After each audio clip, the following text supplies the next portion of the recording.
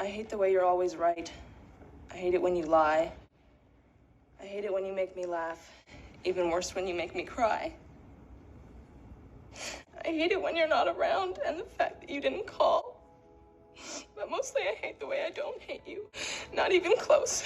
Not even a little bit. Not even at all. Hello, my name's Sophie. So, people. Why do we like them? What's going on? I consider myself a pretty independent person. I have a rich internal world or whatever. But even with that being said, there's still this like tugging feeling. My dinner's ready.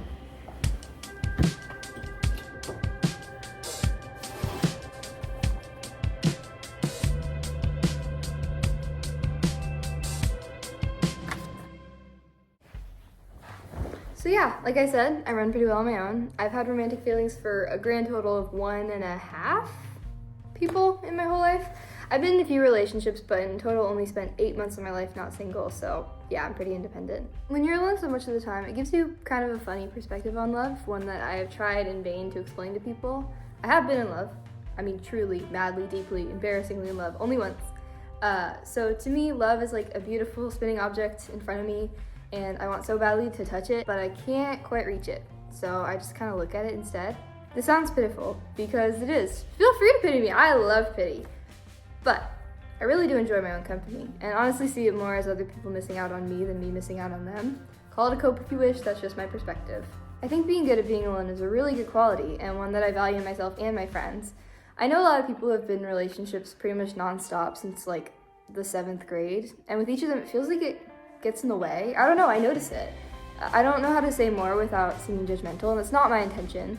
I just think you're missing out on something if you've never viewed yourself without the lens of someone else changing the shape of your perspective. But even with that being said, I am not immune. He brought her goodness like a gift, and now it belongs to her. Meanwhile, his life opens out before him in all directions at once. They've done a lot of good for each other. Really, she thinks, really. People really can change one another. I think I'm falling in love with you. Every day it's harder for me to see the common denominator, to understand what counts as a thing.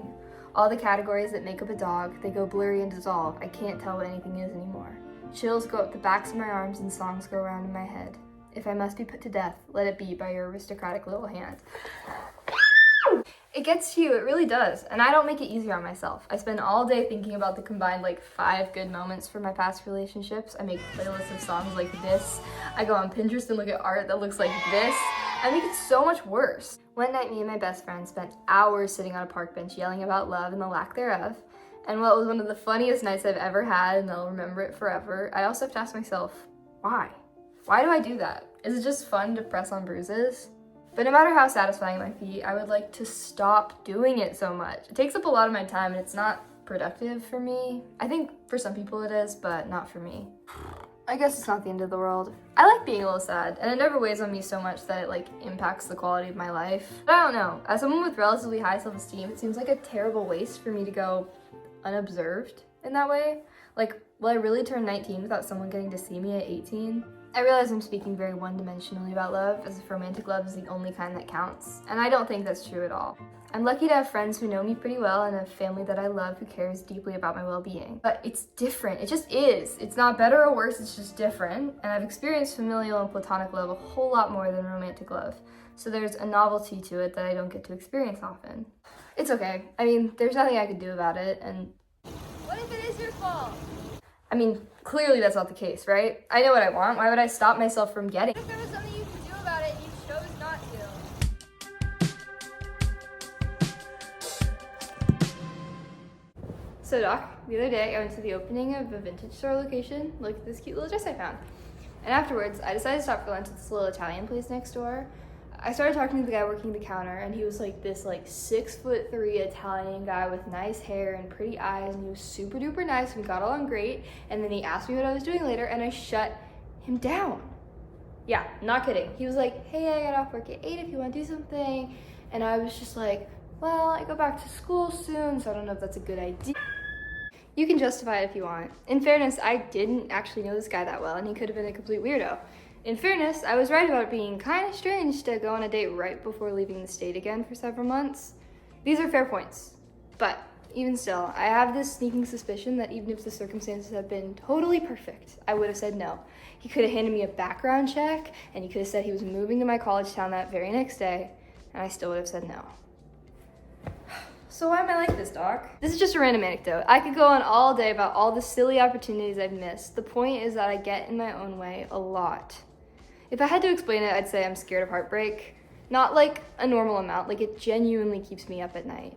I've thought about it, and I think it stems from not just the fact that I've had my own heart broken, and it was embarrassing and took forever to get over, but also I think I've done it to someone else. One of my high school boyfriends was crushed when we broke up, and I don't regret it. I didn't want to be in a relationship with him, but I still feel bad. I don't think it matters anymore, but it still sucks. I don't want to do that to me or to anyone else. I don't want to feel that way. I don't want to make anyone else feel that way. I realize I'm being unrealistic. It's part of life or whatever, but that's just where I'm at least at this moment. It's kind of strange. I feel like I'm a pushover when it comes to most things, but all of a sudden when it comes to things that might be good for me, I'm really good at saying no. I don't know. What do you think, Shrink? You're the expert. Wait, have you not been writing stuff down? That's it, I'm out of here.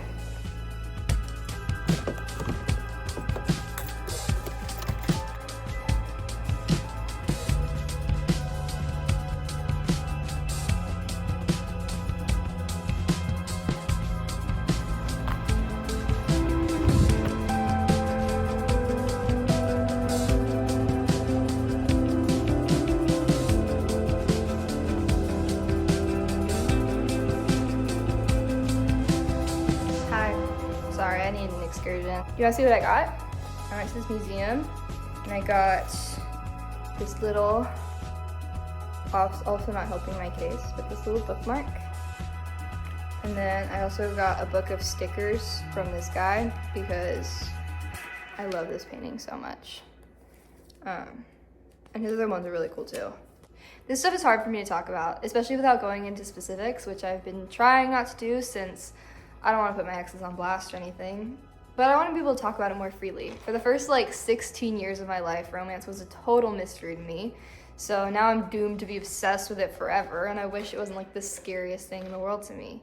It's like how I can't watch horror movies, but I love reading the synopses on Wikipedia.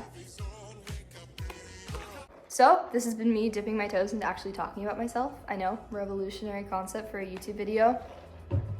I hope it made some sense to you. I know I'm wrong about a lot of things, for example, this. I think you're missing out on something if you've never viewed yourself without the lens of someone else changing the shape of your perspective. Is a crazy overgeneralization. You could argue that no viewing of yourself is free from outward influence, and I would agree with you.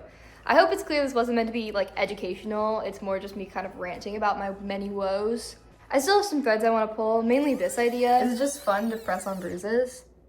But I'll save that for another time. Thank you for watching. I would love a like and a comment if you have one to spare. My last video did really well compared to my other ones, and this user commenting on it really early on helped that. So thank you to them. I hope 2025 is treating you okay so far. I'll see you later.